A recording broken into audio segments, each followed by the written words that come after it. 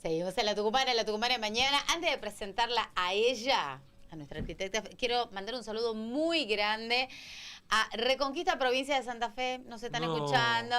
Un beso grande para mi querida Carla Lloris. Está trabajando en Sanatorio Padre Pío, me dice. ¿Quién es el con argentino Jorgelina. más famoso de Reconquista? ¿Sabes o no?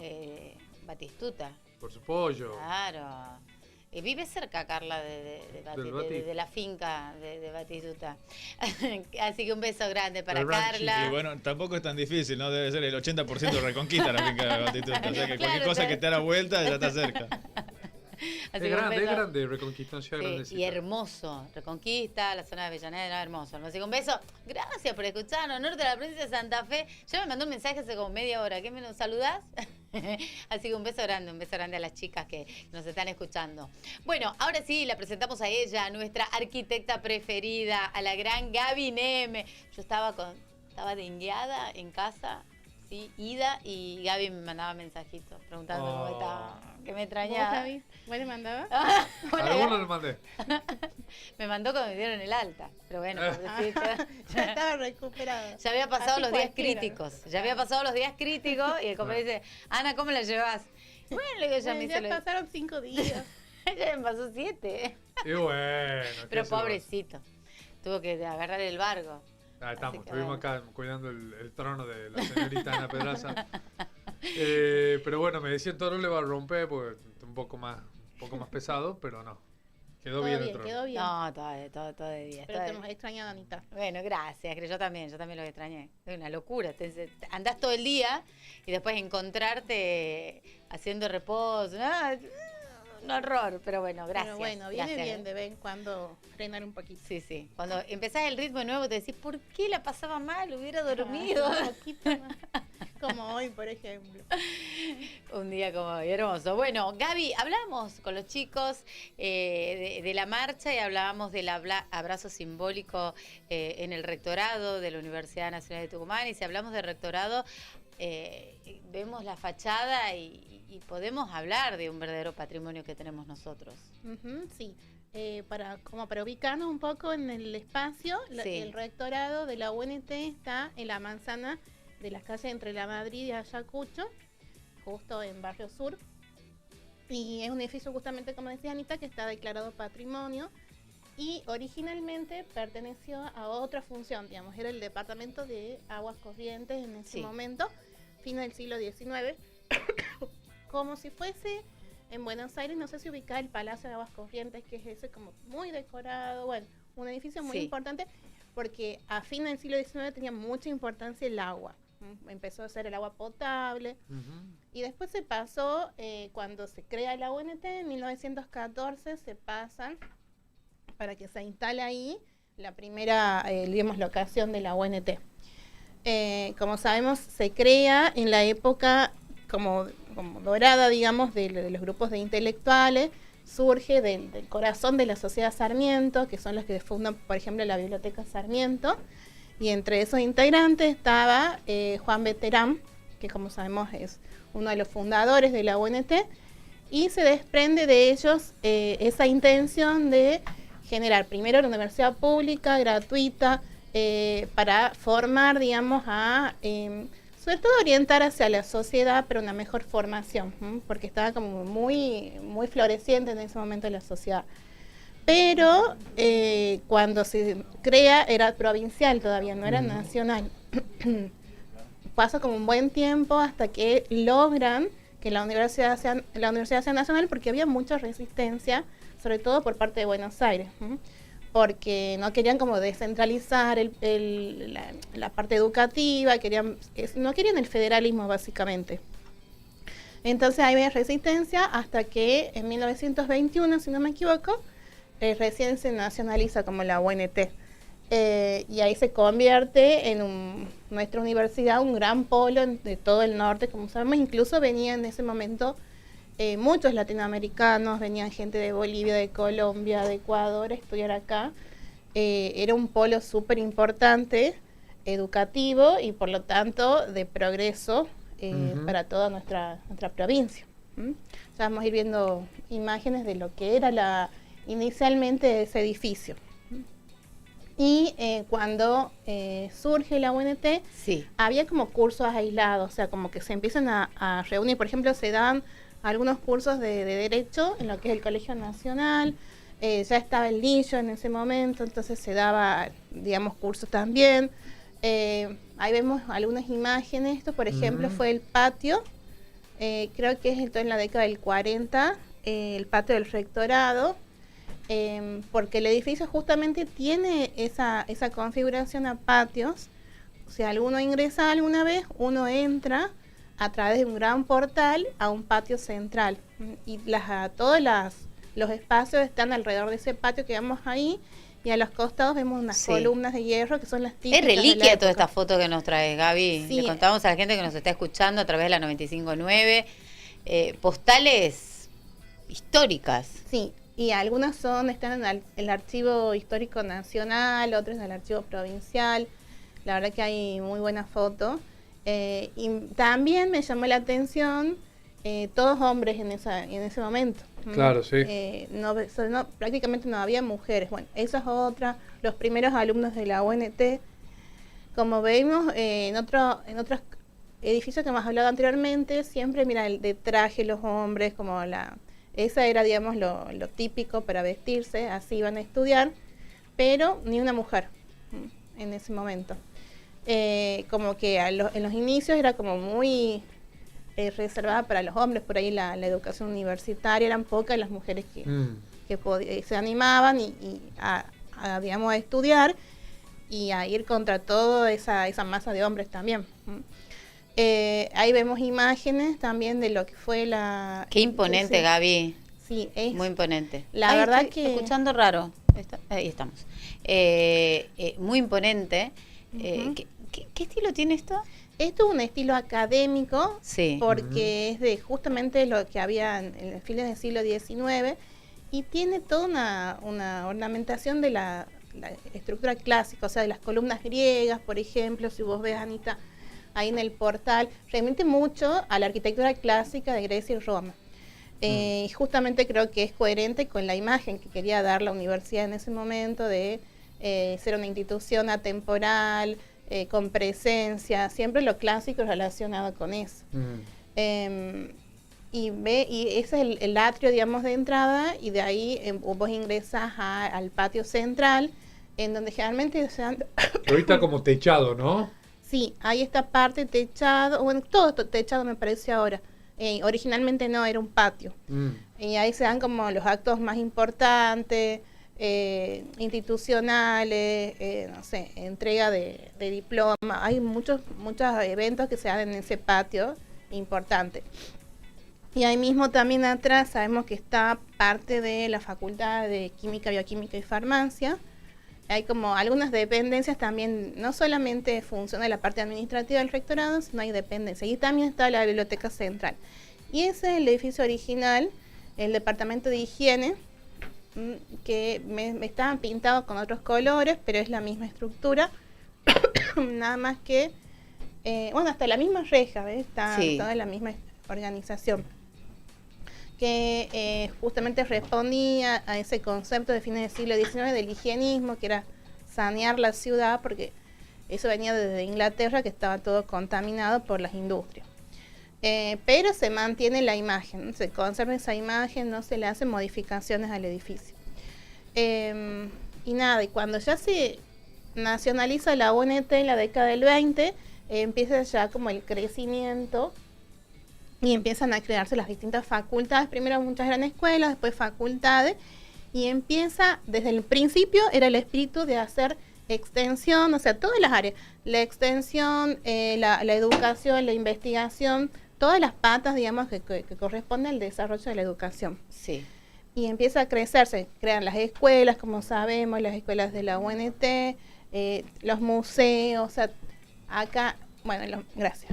Los museos, todas las dependencias que tiene la UNT, que son muchísimas. Sí. Ahí vemos una imagen de la década del 70, cuando es el Tucumanazo, ahora que estamos como hablando este tema de las marchas, que siempre desde toda la historia de la UNT, los estudiantes han sido muy protagonistas en las luchas que se han dado por la educación pública y también por la política. Y vemos en el rectorado esta que decía Universidad Tomada, con el tucumanazo estuvo, sabemos, durante esa época complicada la universidad, cerrada sus puertas, hubo muchos desaparecidos que eran estudiantes y docentes de la UNT, así que la lucha viene de larga data. Y bueno, empezó, como les decía, a crecer, digamos, en extensión y a tomar mucho poder y pasaron como muchos personajes ilustres que fueron rectores muy importantes. Hasta la década del 50-60 había personas muy de los grupos intelectuales que estuvieron en su mando a la UNT. El primer rector, como sabemos, fue Juan Beterán. Después tuvo, el más importante fue el más prolífico de Col, que fue en la década del 50, que durante su mandato él tiene la idea de hacer lo que era la ciudad universitaria, que como sabemos al final quedó trunca, pero fue una época muy, muy prolífica de la universidad. Incluso en esa época se crea la Escuela de Arquitectura, todavía no era Facultad de Arquitectura. Con grandes exponentes, ¿no? Con Vivanco, con Sacriste, con Camino. Claro. Ahí estudia en ese momento... La época como de oro también de la arquitectura en Tucumán. Sí, que la Facultad de Arquitectura fue la más importante en Latinoamérica en ese momento. Lamentablemente no es en la misma situación ahora, pero aparte estudiaron personas muy destacadas en ese momento, un poco antes, como César Pelli, que sí, salió claro. de ahí, Claro. Que hemos hablado. El gran César Pelli. Sí. Sí, de Escole en ese momento, el rector más prolífico, decías, de la historia de la UNT, y siempre como hasta ese momento salían del ámbito intelectual, o sea, como estuvo antes Ruyes, o sea, Eugenio Flaro Birla, nombres súper destacados, Herrera, Prebisch, sí. Personas muy destacadas que hicieron mucho por nuestra cultura y por la universidad también. Después ya empezaron como los problemas con los rectores, bueno, todo lo que conocemos, pero o sea, realmente gracias a la Universidad Nacional, Tucumán se convirtió como en una potencia del norte. Tiene mucho que ver el puesto que tenía antes Tucumán, que lo fuimos perdiendo como centro del NOA, pero tenía que ver mucho con ese desarrollo. Y ahora, antes se veía mucho también que venían, como les decía, estudiantes de todos lados, santiagueños, jujeños, catamarqueños. Ahora prácticamente no ves estudiantes de otros lados. O sea, casi no quiero tirar datos raros, pero diría como un 85%, 90% son tucumanos, digamos. Ya no es tanto acoger porque se han ido multiplicando, por suerte, las universidades en el a lo largo del país, entonces no está la necesidad de venir hasta acá para estudiar. Pero, bueno, igualmente yo sigo sosteniendo que es la UNT nos dio mucho y nos da mucho. Yo estudié, hice grado, posgrado, trabajo en la UNT, y a pesar de todas las falencias que pueda tener, como que da muchas posibilidades a muchas personas que por ahí no tendrían. Yo misma, yo pienso, si fuese que no es gratuita la universidad, no hubiese podido estudiar, por ejemplo. Entonces creo que es clave, digamos, seguir defendiéndola y bueno, y ojalá que se administre también mejor, digamos. Claro, porque una cosa no quita la otra, ¿no? Nadie dice que... Es más, el tucumano lleva adelante una investigación de hace varios años, si nos centramos en nuestra provincia y en la Universidad Nacional de Tucumán. Nadie dice que no haya una auditoría y que las cosas que están mal cambien, todo lo contrario. Eso uno lo exige como sociedad.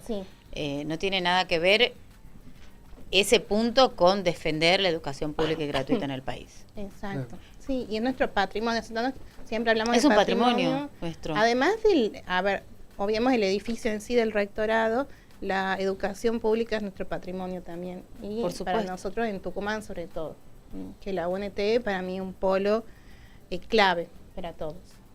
Y por supuesto que lo es. Incluso podría seguir creciendo, se podrían manejar mejor un montón de cuestiones, podría evitarse por supuesto, y corresponde que se evite la corrupción, ¿sí? Podrían caer o ser juzgados, mejor dicho, como corresponda a los funcionarios que hayan malversado fondos, pero eso no tiene absolutamente nada que ver con desfinanciarla, ni a esta universidad ni a ninguna otra universidad pública. Eso está claro, y creo que lo que ayer dijo la Argentina en general, ¿no? Quedó claro eso. Toda la Argentina. No hay que ser impresionante. demasiado Impresionante. Sí, no hay que tampoco ser demasiado perspicaz para intuir que ayer en las manifestaciones que hubo en todo el país había un montón de votantes de este mismo presidente. Seguro. Que no están de acuerdo con y esto. Los jóvenes sobre todo. Sí. Los jóvenes sobre todo. Sí, o sea, el porcentaje que votó a Milei en la segunda, en las generales. Sí, de las PASO. Sí, también. Un gran número de jóvenes que apostaba un cambio, que le gustaba la figura, lo que planteaba el actual presidente. Sí, quizás por un hastío por ahí que ellos, los chicos, ven de lo que, bueno, perciben de gobiernos anteriores, pero son los que apoyan. Sin embargo, a ver, es cierto que, por ejemplo, hablando de los docentes, el salario docente viene muy devaluado desde hace muchos años. Cada vez peor estamos, pero sí, a ver, diciembre, enero y febrero fue terrorífico, digamos, no hay actualizaciones en los salarios docentes, desde octubre y sin un nuevo hasta presupuesto no va a haber actualización. No, si tenemos el mismo presupuesto del año pasado, con todo lo que aumentó, con la terrible inflación, devaluación que hemos sufrido los argentinos, tampoco va a haber una actualización en los salarios docentes. ¿Y cómo sostenes esto? Claro. Y sí, porque, a ver, un 20% desde octubre hasta ahora hemos tenido con respecto al salario. Pero, a ver, yo no soy pro paro, porque me parece que los más perjudicados son los alumnos, siempre, y no para eso estamos los docentes. Pero entiendo a aquellos que lo hacen porque es insostenible, no se puede vivir de un salario así. Y el aumento que dicen presupuestario va para el mantenimiento de la universidad, claro, no para los salarios, ni docentes ni no docentes.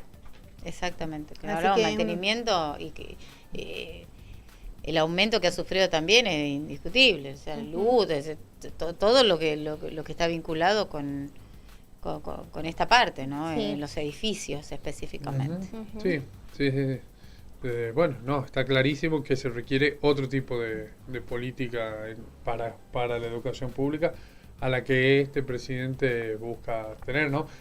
Son 60 universidades públicas a nivel país, si no me acuerdo, un poco más de 20 que tiene solo Buenos Aires. Bueno, también esto está vinculado con el millón de personas que hubo en la marcha, específicamente lo que fue Capital Federal, pero bueno, la réplica en todas las provincias del país. Sí. Que a ver, es una joya. Ayer lo hablábamos también con Daniel Campi, de larga trayectoria en la Universidad de Tucumán. La universidad pública es una joya de la Argentina. Incluso no solo podemos ponerlo en términos de envidia o admiración de toda Latinoamérica, y te diría de buena parte del mundo, que no ha logrado nunca tener un sistema de educación pública tan completo como el argentino, más allá de las falencias y los errores que todos podemos más allá de todo endilgarle, eso, por supuesto criticarle y por supuesto reclamarle, digamos. Y no nos vayamos tan lejos. En Chile el reclamo que llevan adelante años. Sí. Por supuesto, no, bueno, ni hablemos. En Chile vimos las revueltas hace un par de años atrás tremendas, justamente iniciadas por estudiantes que no pueden pagarse la educación privada. De hecho, en Tucumán también lo nombrabas recién, Gaby, hay y hubo históricamente muchos estudiantes bolivianos, peruanos. Medicina era, me acuerdo, un lugar que recepcionaba un montón de estudiantes de países del norte, de acá, de limítrofes y del norte. Sí. Pero si uno va a la UBA específicamente, la cantidad de estudiantes latinos, profesionales y lo que sea, de latinos americanos que hay, de mexicanos que vienen a estudiar, de chilenos. Sí. Bueno, porque es una universidad, digamos, de primer aparte, nivel por mundial, por excelencia. que es gratuita, y eso no existe en ningún otro lugar del mundo. O existe, sí existe en las universidades públicas en otros lugares, pero no a este nivel, y hay que defenderla. Seguro. Tan sencillo como eso, tener semejante joya y dejarla caer porque viene un presidente que pega 2 gritos desde un lugar y que dice son todos choros y por eso destruye más de 100 años de construcción de una política educativa, ¿no? Que deberían ser políticas de Estado. No tiene ningún sentido. Me parece bien que ayer el pueblo argentino en general haya ido a la calle a demostrar que podemos después discutir si sos más de derecha, más de izquierda, si te gusta esto, si te gusta aquello, qué tipo de relación querés con el fondo, pero hay cosas que no son negociables. Sí, y ayer quedó claro eso. Sí, yo creo que, a ver, no recuerdo otras veces que en la marcha se unan todos los ámbitos, o sea, todas las personas que forman parte de la universidad, porque generalmente en las marchas docentes van los docentes, algunos estudiantes. Ayer había no docentes, estudiantes, o sea, funcionarios. Sí, funcionarios de distintos partidos políticos. Y yo doy fe que mucha de esa gente no era por motivos políticos, ni estaba convocada por nadie, sino por motivos propios han ido a la marcha. O sea, yo tengo conocimiento, entonces tampoco es teñir este reclamo de decir, es política, ideología, me parece que no va por ahí, digamos. O sea, obviamente que sí hay un sector que sí, pero un gran sector que no, me parece. Pienso yo, digo. Bueno, y aparte, perdón, sí, ¿quién de nosotros, en nuestras familias, no ha tenido a alguien que no haya progresado, no haya salido adelante gracias a la educación pública?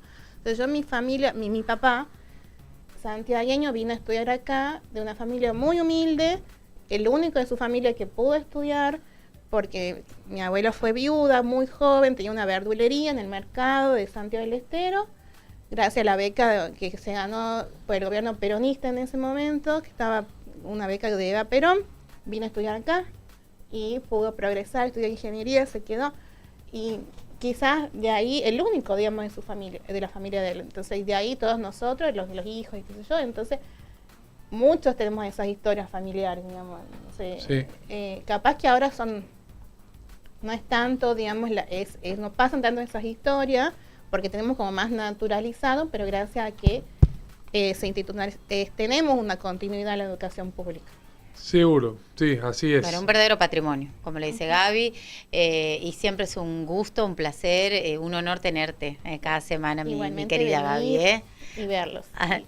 Bueno, gracias. Y bueno, Gaby, ¿te vas a dar clase, Gaby? Me voy ahora a las 10 tengo. Bueno, así que es nuestra arquitecta preferida y docente universitaria también, levantando la bandera de la universidad pública y gratuita. Gracias, Gaby. A ustedes. Nos vemos la semana que viene. Nosotros ¿Eligió música o no? ¿Eligió música? No eligió música. Sorprendela. Ay, Dios mío. Tenemos que volver a Luis Miguel. Claro, Luis Miguel. Vamos con Luismi, vamos con Luismi. Pero escuchá, Joaquín, el verdadero Luis Miguel, ¿eh? Cállate, Gaby, no, cállate. Ya no está en Spotify. Pone el verdadero y ese que admiraba a Hitler y a Napoleón. Ay, por el amor de Dios, Gaby. Gracias, Gaby. ¿Qué va a hacer? Oídos sordos, oídos sordos. Seguimos en La Tucumana de esta manera, en La Tucumanidad Hecha Radio.